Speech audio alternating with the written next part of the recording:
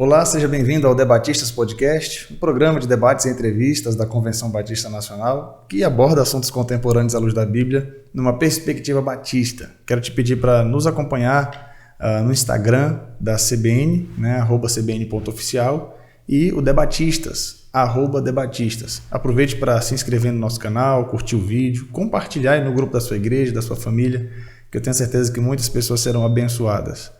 Uma forma de você também abençoar a nossa CBN é por meio da Lerban.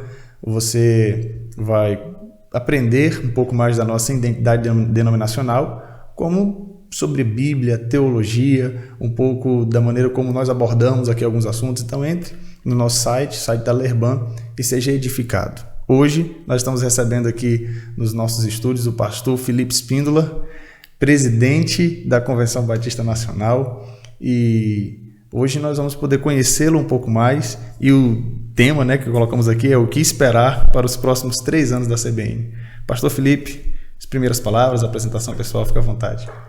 Bem, graça e paz a todos. Para mim é uma honra estar aqui no Debatistas e também servir à frente da CBN agora nesse próximo mandato, depois de ter servido junto ao Ormiban.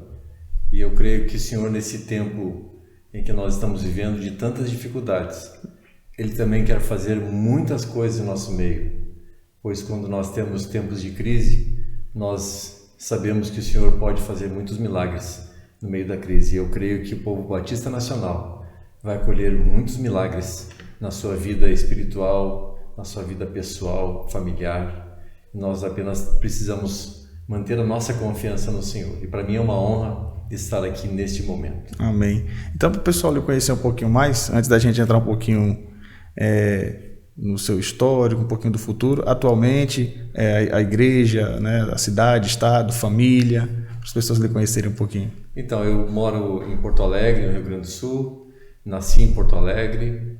Hoje nós fazemos parte da Igreja Batista Filadélfia, que foi fundada pelo pastor Cláudio Pacheco Spíndola, depois foi pastoreada pelo meu pai, pastor Samuel Dietrich Spíndola, e hoje estou ajudando ele como pastor auxiliar, e agradeço ao Senhor pelo privilégio que nós temos de ter nascido numa casa pastoral com tantos homens de Deus e que também fazem parte da Convenção Batista Nacional e fizeram parte lá do início, desde a fundação, ajudaram na implantação do trabalho. Eu sou casado com a Arlete, tenho 2 filhos, Natan e Luíse, os 2 já casados. Tenho também 2 netos, o Tito e a Helena. Nós temos aí também um genro que é pastor Ivan, lá em Manaus, e a nossa nora Luísa, que é casada com o Natan. Então, nossa família toda serve ao Senhor, e eu agradeço ao Senhor por ter este privilégio de ver a nossa família sendo abençoada através de gerações. Nosso Deus é um Deus de gerações. Maravilha, que bênção. Tem um xará então aí na sua família, né? Glória a Deus. Então vamos lá, primeira pergunta, pastor Felipe. O que a CBN representa para o senhor? Bem, a CBN para mim, eu poderia falar tantas coisas aqui. Eu vi na minha infância, eu nasci em 1965, eu vi a CBN sendo formada, participei de tantas viagens junto com inúmeros homens de Deus como Rosivaldo Araújo, Ernesto Nini, que ficavam no meu quarto, usavam a minha cama na época em que eu era criança, e foi um privilégio muito grande andar com eles. Mas a CBN para mim não é apenas uma denominação. Eu vejo a CBN como uma grande família, pois o que eu aprendi através da vida do meu pai, vendo ele, andando com ele, e até hoje, aos 90 anos, o mesmo caráter, a mesma firmeza, a mesma postura, mesmo padrão de temor a Deus, de santidade, ele continua até hoje. Então, isso que eu vejo nele no dia a dia, eu vejo na vida de muitos pastores, alguns até já se foram para a eternidade, e isso para mim é uma bênção muito grande. Então eu vejo a CBN como uma família, eu também vejo como uma referência, pois ela me ensina através destes homens que têm o mesmo padrão, mesma doutrina, têm a mesma postura, prezam pela pregação da palavra de Deus, pela obra missionária. Então nós temos valores, princípios que são comuns a todos, né? Sim. E nós andando dentro desta referência, nós temos uma direção. Então nós, ao longo da nossa vida, vamos ser puxados para o lado, atacados por outras fontes, por outras oportunidades, mas nós nos mantemos firmes nessa doutrina. Então, além de referência, além de ser uma família, a CBN também, para mim, é uma identidade.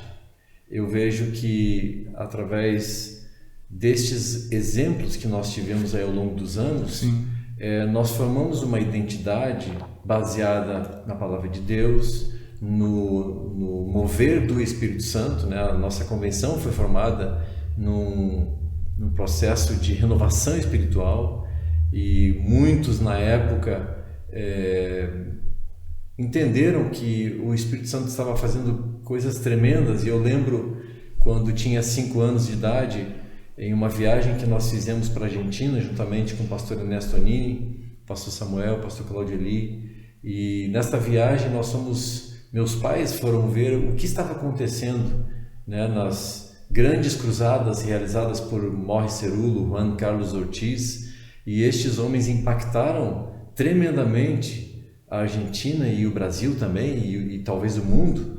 E depois este processo de renovação se estendeu, esse vento de renovação veio para o Brasil, e nós vimos o Espírito Santo se manifestando em diversos estados, como Belo Horizonte, como Minas Gerais, como na Bahia e em vários outros estados, né, veio se estendendo até chegar no Rio Grande do Sul.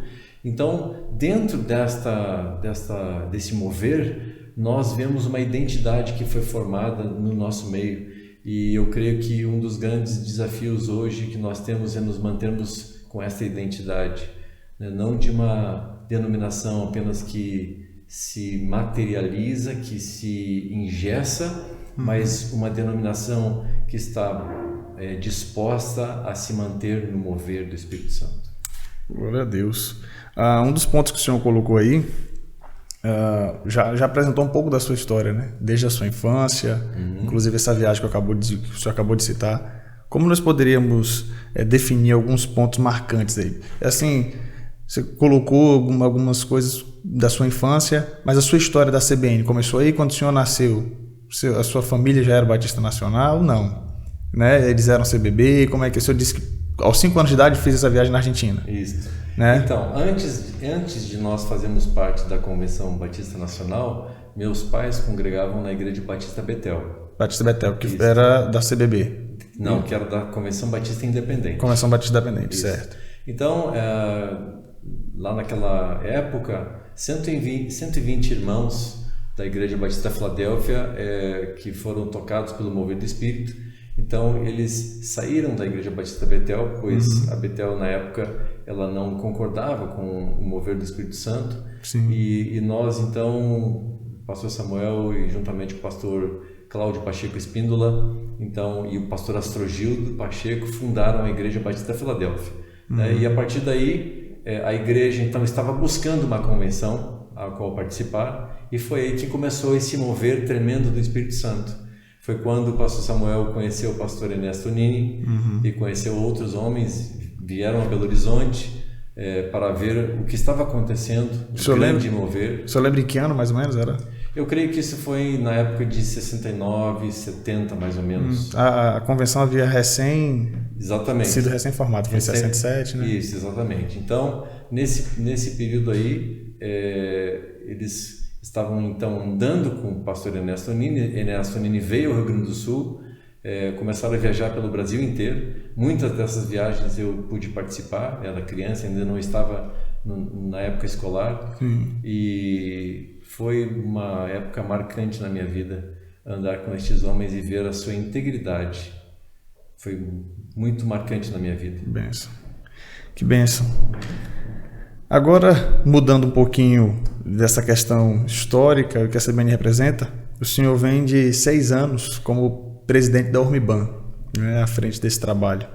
E como foi para o senhor presidir a Urmiban, né? De repente, muitos talvez não tenha tanto acesso ao Urmiban e de repente está conhecendo o pastor Felipe Espíndola agora, né? Mas como o senhor poderia então apresentar para os batistas nacionais um pouco desse trabalho? Como foi para o senhor presidir a Urmiban por 6 anos? Bem, eu gostaria de puxar um pouco... Fique à vontade. Antes da Urmiban Nacional, eu participei da Urmiban no estado do Rio Grande do Sul e fui eleito lá como presidente lá em 2011. Sim. E a partir dessa época eu trabalhei em 3 mandatos como presidente. Sim. E eu creio que os desafios que surgiram na época foi a implantação do pastoreio de pastores. Sim. Desde 2007, 2008, se não me engano, 2008, nós temos andado junto com o pastor Edmilson em todas as consultas de pastoreio de pastores, né? Eu agradeço ao Senhor pela vida do pastor Edmilson Villanova, que na época era o presidente da Urmiban. Sim. E fomos em inúmeros lugares, fomos até a Argentina participar do Congresso de Pastoreio de Pastores, e através deste projeto eu então comecei a implantação na Urmiban estadual, e eu creio que a partir daí o Rio Grande do Sul teve uma mudança tremenda na questão da comunhão dos pastores, sim, do crescimento dos pastores. E a equipe inicial, quando nós lançamos o projeto, apenas de 102 pastores mais ou menos, apenas 13 se dedicaram a participar dessa equipe base. Isso ainda no Rio Grande do Sul. No Rio Grande do Sul. Então, na época eu até fiquei um pouco chateado, porque só 13 pastores participaram, só 13 estavam dispostos a participar. Mas aí o Senhor falou muito claro no meu coração que é assim mesmo, né? Os começos pequenos são abençoados por Deus. E daquela equipe de 13 pastores, depois acabou desistindo, nós ficamos com 12, depois aumentou, mais 2 entraram nessa equipe. E através desses pastores nós multiplicamos num período de 6 anos para 5 equipes. Sim. Né, atingindo praticamente 70% de todos os pastores da Urmiban na época, participando do projeto de pastoreio de pastores. Foi aí então que eu fui convidado a participar como presidente nacional. Fui eleito lá em João Pessoa, se não me engano, e participar da Urmiban Nacional como presidente, o desafio foi muito maior. Sim. Né, muitos desafios. O Brasil é muito grande, é um país continental, com realidades diferentes, com igrejas diferentes, com pastores com formações diferentes. Então, nós visitamos cada uma das seccionais e trabalhamos para que cada estado recebesse treinamento, recebesse material, recebesse um guia de como implantar o pastoreio. Sim. Nós sempre temos dito que nem todo pastor, e isso na Urmiban, nem todo pastor é obrigado a participar do pastoreio de pastores, mas todas as seccionais têm a obrigação de oferecer o pastoreio de pastores aos seus membros, aos seus pastores daquela seccional. Então, nós incentivamos que os pastores andassem juntos, né? E hoje nós vemos que o pastoreio de pastores, ele caminha para um discipulado, né? Quando Sim. nós começamos a andar juntos num trabalho de cooperação, de prestação de contas, de auxílio mútuo, de oração, nós aprendemos a nos amar mais, nós aprendemos a conviver mais, deixar de lado as nossas diferenças, para que o Senhor possa fazer o seu trabalho em nós e nós nos deixarmos ser pastoreados. Creio que essa é uma das maiores dificuldades na vida de um pastor, é se deixar ser pastoreado. É muito fácil nós pastorearmos a igreja, mas nos deixarmos pastorear é um desafio muito grande. E eu encontrei essa dificuldade na minha própria vida, né? Ao longo dos anos nós vemos quantos pastores nós oferecemos o pastoreio, mas muitos se retraem, muitos querem ver o pastoreio de pastores como um sistema, como um projeto, como um manual, e o pastoreio de pastores não é nada disso. Ele é convivência, assim como o discipulado. Discipulado não é apenas um curso, não é apenas um programa, o discipulado é vida na vida de outra vida. E eu creio que a Urmiban, ela cresceu muito quando nós implantamos o Pastoreio de Pastores.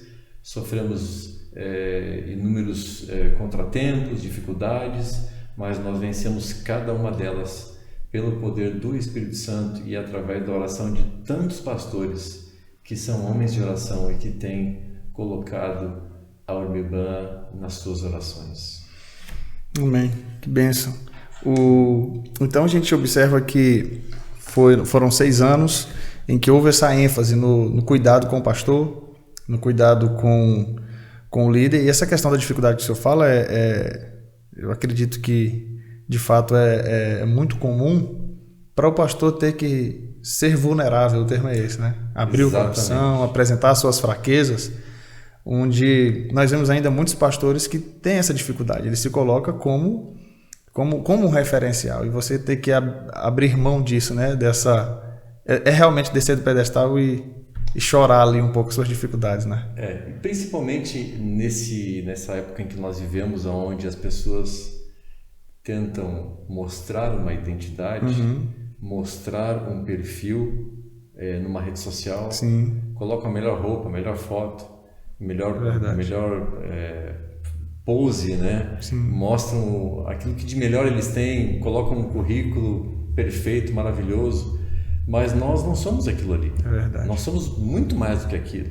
Nós também temos fraquezas, cada um de nós tem as suas fraquezas. Então, Sim. nós precisamos lembrar de que se eu me mostro como um super-homem, a igreja também, as ovelhas, talvez vão querer ter o meu perfil e não vão expor as suas fraquezas. E quando eu não consigo curar as minhas fraquezas, eu também não consigo curar as fraquezas que há na vida de tantos discípulos, de tantas pessoas. Então, eu acredito que o pastoreio de pastores, ele é fundamental nós entendermos que abrir o coração não significa que eu vou ter que ficar me expondo para todo mundo, né? Expondo pecados, até porque nós não precisamos ter essa dor na consciência, porque nós abandonamos essa vida. Apesar de que podemos, cada um de nós, ter fraquezas no dia a dia, ter quedas no dia a dia, mas nós vamos compartilhando, como um pastor Ibiúbe, se não me engano, disse certa vez: quando você confessa a tentação, você não precisa confessar pecado. Então, o pastoreio de pastores não é apenas isso, ele é muito mais do que isso. Andar junto, eu creio que é um termo que explica muito bem esse projeto. Maravilha. Bom, o que o senhor pensa então, uma vez que já apresentamos um pouquinho da sua história, um pouquinho desse passado mais recente, né, à frente da Ormiban, o que o senhor pensa em deixar como legado na CBN, né, ao final desses 3 anos, inicialmente esse primeiro mandato, e ao mesmo tempo o que nós podemos esperar, né, da presidência da CBN nesse sentido? Sim, eu ouvi nesse último congresso que nós tivemos na AGO algumas palavras abençoadoras, pastor Jesus, pastor Jonas. Eu não sei exatamente qual deles falou, mas eu sei que pastor Jesus falou algo sobre nós termos a tentação de querermos deixar um legado para fazer o nosso nome célebre. E eu quero evitar essa tentação a todo custo. O que podemos esperar então do pensamento, né? O pastor Felipe Espíndola como presidente? Porque eu entendo que, comparando a convenção a um grande navio, esta foi a comparação que alguém fez, este navio ele está em curso no meio do mar. E agora terminou o turno de um comandante, né, pastor Jesus, e agora ele me entrega esse turno. E eu não preciso mudar de direção. Talvez tenhamos que fazer algumas correções de rota devido a algumas tempestades que se aproximam. Talvez nós tenhamos que aumentar a velocidade, diminuir a velocidade, mas nós já sabemos para onde vamos. A convenção ela é um grupo, é uma convenção de igrejas, né, onde nós somos a igreja do Senhor, uma parte da igreja do Senhor. Nós temos tantas outras igrejas nas cidades, nos estados, no Brasil, e nós somos apenas uma parte. Eu creio que a primeira missão que nós temos, mais importante, é de fazermos discípulos. E eu entendo que nesse processo que a convenção vem trabalhando para implantar uma igreja fiel e discipuladora, associada ao pastoreio de pastores, nós temos este rumo. Então eu creio que a minha principal missão é ser fiel a este rumo que nós devemos atingir, a este alvo que nós devemos atingir. Queremos ver a convenção crescer? Sim. Mas não queremos apenas um crescimento numérico. Quando nós entendermos que se fizermos discípulos, se formos fiéis ao chamado, à missão de levarmos o evangelho a toda criatura, mas fiéis no pouco, formando homens de Deus, eu creio que nós vamos ter mais obreiros, nós vamos ter mais ovelhas, nós vamos ter mais pastores e o Senhor dará o crescimento. Não somos nós que faremos o crescimento, nós não precisamos produzir crescimento. Tem tantas igrejas hoje no mundo que literalmente estão tentando produzir crescimento, fazendo eventos, produzindo shows musicais, produzindo tantas coisas para motivar o povo, mas nós no discipulado, nós temos uma ferramenta poderosa nas mãos de Deus para que a igreja possa crescer, para que a convenção possa crescer. Nós temos agora aqui um grande desafio que é a mudança geracional. Tem toda uma geração de homens que nós conhecemos, que eu conheci na minha infância, que estão indo para a eternidade.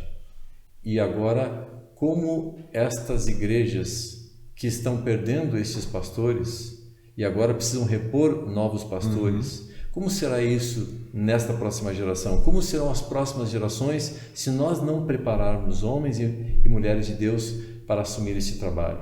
Então é fundamental que a família pastoral ela seja uma família sólida, baseada nos princípios bíblicos, baseada na palavra de Deus. E esse é um dos meus grandes desafios, nos mantermos fiéis a esta visão de uma igreja fiel e discipuladora. Então podemos esperar aí esse mesmo caminho, né? O discipulado, tanto com o que já vem acontecendo na Ormiban, e acredito que o pastor José vai dar continuidade nesse trabalho que foi iniciado, como a igreja fiel e discipuladora então crescendo e se expandindo cada vez mais. Com certeza. Esse é o nosso objetivo. Amém. Então estamos caminhando já para o final desse bate-papo, pastor Felipe. Acredito que os que estão em casa puderam conhecer um pouquinho mais da história do pastor Felipe e o que nos aguarda, né? A sua visão e essa visão extraordinária do discipulado, dando continuidade naquilo que já vem sendo trabalhado na nossa convenção. Então você, pastor, você membro de igreja, procure conhecer um pouquinho mais aí também a IFD, a Igreja Fiel Discipuladora. Nós temos o portal da IFD. No nosso site você pode acessar o site da CBN, lá ali na página inicial tem a home, e a partir dali você vai ter acesso ao portal da IFD, onde você vai fazer um cadastro, já vai conhecer um pouquinho mais o que é a IFD, o que é a Igreja Fiel Discipuladora e poder se engajar nesse projeto também. Então, para finalizar, pastor Felipe, eu gostaria de ouvir as suas últimas palavras e, ao mesmo tempo, um recado. Você pode se direcionar ao povo batista nacional, aquilo que está no seu coração, né? De repente um recado diretamente ao coração de cada membro batista nacional. Amém. Eu cresci vendo muitos homens de Deus ajoelhados no chão, chorando, orando pelas almas, orando pelas suas próprias vidas, clamando ao Senhor. E eu creio que nesse tempo que nós vivemos tão difícil em nossa nação, o pastor Ernesto Anini, durante mais de 50 anos, no dia 15 de novembro, promoveu o Dia Nacional de Jejum e Oração, que nós cumprimos regularmente em nossa igreja local, chamando a igreja para a oração a cada dia 15 de novembro, né? Isso. E naqueles dias nós jejuamos, nós oramos, pedindo que o Senhor viesse mudar a nossa nação. E eu creio que o povo batista nacional, que é um povo renovado, que busca os dons espirituais, nós precisamos nos manter fiéis a isto. É preciso, neste tempo onde nós temos conforto, nós temos muitas oportunidades, nós temos estudo, o que nós quisermos estudar hoje em nossa nação, nós temos a oportunidade através da internet, através de bolsas de estudos, através de cursos gratuitos, cursos né, que são ministrados presencialmente, online, virtuais também. Então, nós temos tudo que nós precisamos. Mas nós precisamos lembrar que, se não houver arrependimento, se não houver busca das coisas espirituais lá do alto, nós talvez possamos perder o principal. De nada adianta a estrutura, de nada adianta nós dizermos que somos batistas nacionais, se nós não estivermos dispostos a buscar as coisas do Espírito e andar nas coisas do Espírito. Paulo diz: andai no Espírito e vocês jamais satisfarão as concupiscências da carne.